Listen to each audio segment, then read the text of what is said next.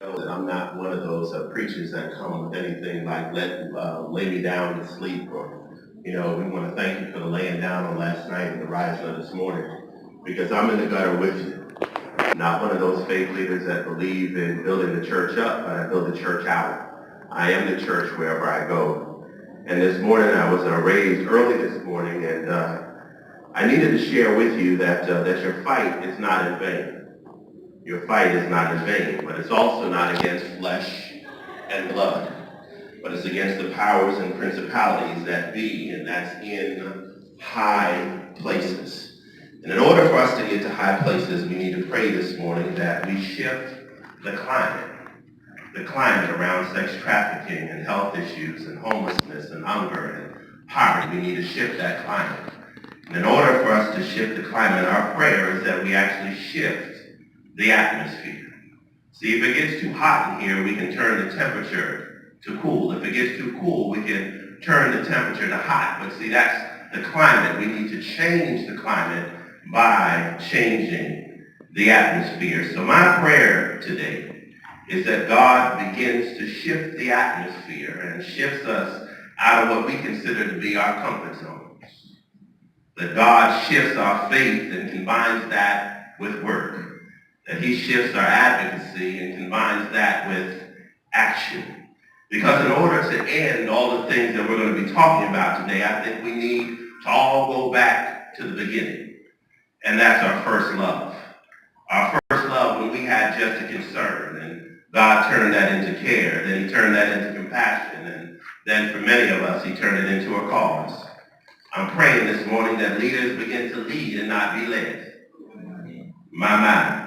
I'm praying that he rises and raises up some new leaders that we can go ahead and get this done and not be construed by popular vote, but by principles and purpose.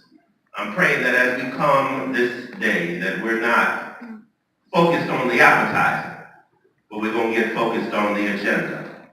We're not going to get too caught up about the outcomes, but we're going to come in and go out different than we came in.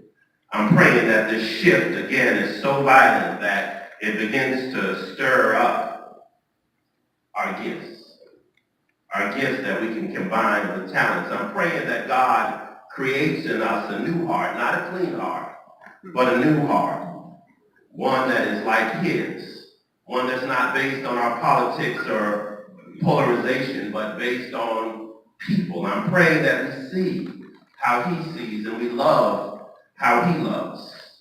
I'm praying that the climate shifts this morning because in 8 days, the Super Bowl will hit Atlanta.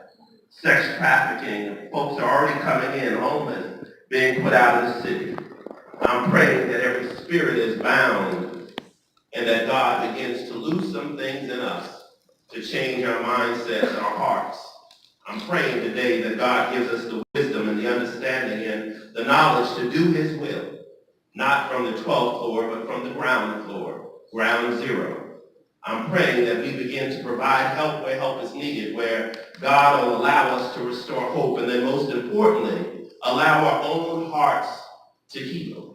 See, we go through trauma when we hear other people's stories, that begins to weigh on us. I'm praying that that's lifted on today.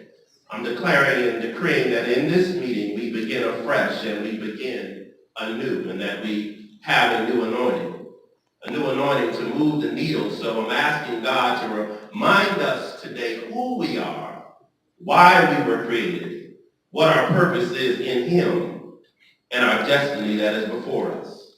I'm praying that God raises up a remnant that follows him and his will and does things his way.